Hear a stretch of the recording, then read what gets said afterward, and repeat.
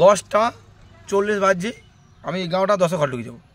তাহলে তো গাড়ি দেবো না। 11:05 11টা 5 মিনিট টাইম দাও, মানে যেটুকু আমি লাগবে। তুই বড় 2 মিনিট বলছিস। হ্যাঁ 11টা পর না নি বেশি মানে মাল লাগবে আমাকে, মানে কেড়ি গুনি আমাকে কুস্তিন কম করে দিবা। 5 মিনিট বেশি লাগবে। 11:05 মিনিট দাও চলে যাও, টাইম লস হয়ে যাবে। টাইম লস হয়ে যাবে, টাইম লস 11:05 দেও হ্যাঁ যাও 11টা। হ্যাঁ 11:05 দাও না ঢুকে যাবে। টাইম লস হয়ে যাবে।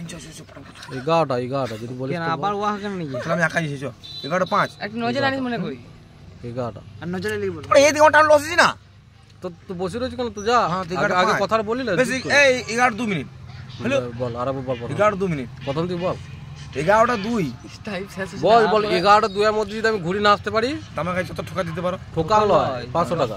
কি জ মিনিট হবে না লস হয়ে যাবে।